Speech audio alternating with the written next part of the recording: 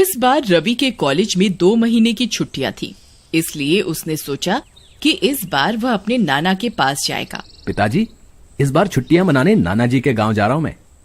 नहीं रवि, चाहे तुम अपने बुआ के घर जाओ, चाहे तुम अपनी मासी के घर जाओ, लेकिन मैं तुम्हें नाना के घर नहीं जाने दूंगा। वहां जाना तुम्हारे लिए ठीक नहीं है। लेकिन क्यों? आप हर साल मुझे बस यही कहते हैं। और अब मैं छोटा नहीं हूं, मैं बड़ा हो गया हूं, कॉलेज जाता हूं मैं। ऐसा वहां क्या है जो मेरे लिए ठीक नहीं है? इस तरह रवि अपने नाना के गांव जाने के लिए बहुत ज्यादा जिद करने लगा और कहने लगा कि अगर उसे नाना जी के पास नहीं जाने दिया तो वो घर से भाग जाएगा। तुम्हारा वहां जाना इसलिए सुरक्षित नहीं है क्योंकि तुम्हारे नाना जी के गांव के पास एक पहाड़ी है। उसकी गुफा में एक धुंध का दानव रहता है। वह हर रात को गांव में घूमता है और अपनी शक्ति से वो पूरी जगह में धुंध फैला देता है और उस धुंध के कारण आसपास का कुछ भी दिखाई नहीं देता। फिर वो दानव धुंध में फंसे लोगों को उठाकर अपनी गुफा में ले जाता है और मार देता है। उस दानव से वहां का बच्चा बच्चा डरता है। अगर वो धुंध का दानव तुम्हें भी ले गया तो हम क्या करेंगे? इसी डर के कारण मैं तुम्हें वहां नहीं जाने देता। रवि अपने पापा की बात पर विश्वास नहीं करता है और हंसते हुए कहता है, क्या पिताजी, आप भी भूतिया फिल्मों जैसी बातें कर रहे हैं। भला धुंध का भी कोई दानव होता है क्या? मुझे तो ये कहानी से ज्यादा कुछ नहीं लगा। अगर सच में धुंध का दानव होता तो नाना जी अब तक जीवित कैसे हैं बताइए? लेकिन पिताजी, आप चिंता करना बंद कर दीजिए, मैं खुद अपना ध्यान रख सकता हूँ। अगर सच में धुंध का दानव है तो मैं घर में ही रहूंगा और नाना जी को लेकर यहाँ आ जाऊंगा। इस तरह जिद करके मम्मी पापा को नाना के गांव जाने के लिए मना ही लेता है और अगले दिन ही रवि अपने नाना जी के गांव निकल जाता है। एक तांगे में बैठकर रवि सोचता है कि गांव जाने का रास्ता इतना खूबसूरत है तो गांव कितना खूबसूरत होगा। लेकिन जब रवि गांव में पहुंच जाता है तो वह बहुत ही ज्यादा हैरान हो जाता है क्योंकि गांव में सारे घरों का रंग काला होता है। ये कैसा गांव है? ये लो, तुम्हारे नाना जी का घर आ गया। मैं यहाँ बगल के घर में ही रहता हूँ, वक्त मिले तो मिलने आ जाना है। फिर रवि नाना जी के घर चला जाता है और जाते ही अपने नाना जी से गांव के बारे में पूछने लगता है। नाना जी का गांव तो बड़ा ही अजीब है। यहाँ सारे घरों के रंग काले क्यों हैं? और यहाँ पर सच में धुंध का दानव है? बेटा, इतने सालों के बाद आया है और आते ही तूने सवाल शुरू कर दिए। तू नाना के घर आया है, पहले दूध मलाई खा, थोड़ा मोटा ताजा हो, फिर आराम से बैठकर बातें करेंगे। रवि अगले दिन फिर से अपने नाना जी से धुंध के दानव के बारे में पूछता है तो नाना जी उसे बताना शुरू करते हैं। उस पहाड़ी की गुफा में धुंध का दानव रहता है। जब भी वो भूखा होता है तो रात में वो गांव में आता है और लोगों को उठा कर ले जाता है। एक बार एक बाबा जी गांव में आए थे तो उन्होंने कहा था कि अगर उस दानव से बचना है तो घरों पर काला रंग कर दो और रात में रोशनी मत करना। उसके बाद से गांव में कोई भी रात में घरों में रोशनी नहीं जलाता, नहीं तो दानव की नजर उन पर पड़ जाती है और वो उन्हें अपनी धुंध में समा कर ले जाता है। लेकिन रात को रवि अपने कमरे की लाइट बंद करना भूल जाता है और थोड़ी देर बाद उसे अचानक ही ठंड लगने लगती है।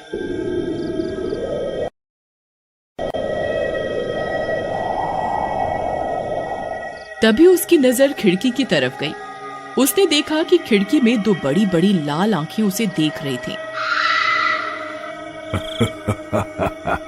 कौन है जो आज मेरी दावत बनेगा? स्वादिष्ट दावत। चल आज तुझे बादलों की सैर कराता हूँ। धुंध के दानव को सामने देखकर रवि बहुत ज्यादा डर जाता है। रवि को पकड़ने के लिए धुंध कमरे में आने लगती है, पर तभी नाना जी जल्दी से आकर घर की लाइट बंद कर देते हैं। कब तक जान बचाओगे? आखिर में तो तुम्हें मेरे पेट की ही सैर करनी है। कोई बात नहीं, आज मैं किसी और को बादलों की सैर कराता हूँ। तेरी दावत कल कर लूंगा। और थोड़ी देर बाद दानव वहाँ से चला जाता है। मैंने तुमसे कहा था कि रात में रोशनी करने की भूल मत करना, लेकिन तुम नए जमाने के बच्चे हमारी बात मानते कहाँ हो? अगर मैं समय पर नहीं आता तो अब तक उस दानव ने तुम्हारा वड़ा पाव बना दिया होता। लेकिन अब दोबारा ऐसी गलती मत करना। रवि नाना जी से माफी मांगता है और कहता है, मुझे माफ कर दो नाना जी। वैसे नाना जी, अगर ये धुंध का दानव इतना खतरनाक है तो अब तक गांव वालों ने इसका कोई उपाय क्यों नहीं किया? गांव वालों ने बाबा जी को उपाय पूछा तो उन्होंने अपनी शक्ति से एक त्रिशूल सिद्ध किया और गांव वालों को दे दिया। सिर्फ उस त्रिशूल से ही दानव को मारा जा सकता है। लेकिन धुंध का दानव बहुत ताकतवर है। जो भी त्रिशूल लेकर उसके नजदीक जाता है वो दानव उसे पहले ही मार देता है। इसलिए आज तक उसे कोई नहीं मार पाया है। रवि बेटा, आज रात को लाइट बंद करना मत भूलना। रात में फिर से धुंध का दानव आता है, लेकिन गांव में किसी के भी घर में रोशनी नहीं होती। आज गांव में इतना सन्नाटा क्यों है? लेकिन तभी तांगे वाले के घर में एक सांप आ जाता है। तांगे वाला जोर जोर से चिल्लाने लगता है, सांप, अरे रे, सांप आ गया, अरे बचाओ, अरे बचाओ रे बचाओ। और डर कर घर की रोशनी चालू कर देता है और तभी उसके घर में चारों ओर धुंध ही धुंध हो जाती है।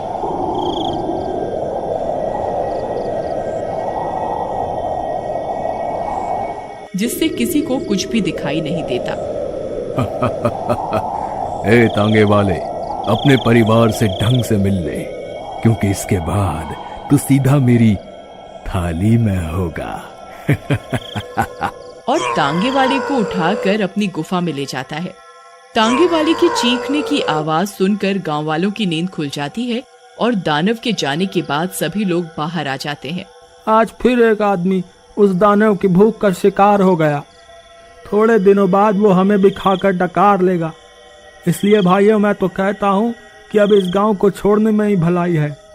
अरे भाई, हमारी जमीन, खेत, ये सब तो गांव में ही है, ऐसे कैसे छोड़ दे हैं? मेरे भाई, जब वो शैतान तुम्हें पचा जाएगा ना, उसके बाद तुम्हारा भूत खेती करेगा क्या यहाँ पर, है बताओ? इसलिए कह रहा हूँ, उस दानव को फिर से भूख लगे उससे पहले ही भाग निकलते हैं। रवि डरे हुए गांव वालों की बातें सुन रहा होता है। तभी उसकी नजर तांगे वाले के घोड़े पर पड़ती है, जो घर के बाहर बंधा हुआ होता है। उसे देखकर रवि नाना जी से पूछता है, नाना जी, धुंध के दानव को इतनी भूख लगती है तो उसने अब तक इस घोड़े को क्यों नहीं खाया? बात तो तेरी सही है, ये बात तो मैंने कभी सोची ही नहीं। लेकिन मैंने सोच लिया है, उसने इस घोड़े को इसलिए नहीं खाया क्योंकि घोड़े का रंग काला है।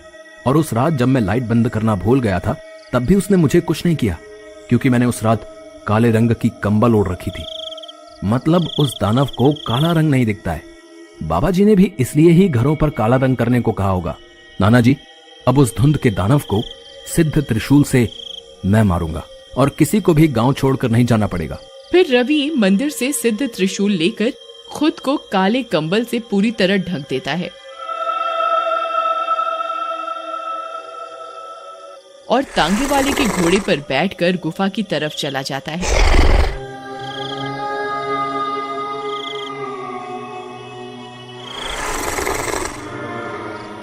जब रवि धुंध के दानव की गुफा में पहुंचता है तो वह देखता है कि दानव ने तांगे वाले को गले से पकड़ रखा होता है।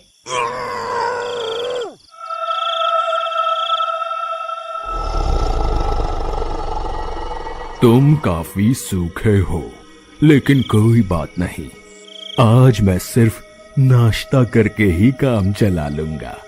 नहीं नहीं, मुझे छोड़ दो, मैंने तुम्हारा क्या बिगाड़ा है? मेरे छोटे छोटे बच्चे हैं।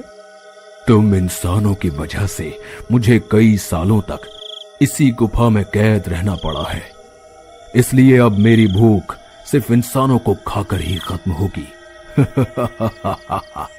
ए दानव, अब तू किसी भी इंसान को नहीं मार पाएगा, क्योंकि आज का दिन तेरा अंतिम दिन है। और यह कहते हुए त्रिशूल को दानव के शरीर में घुसा देता है।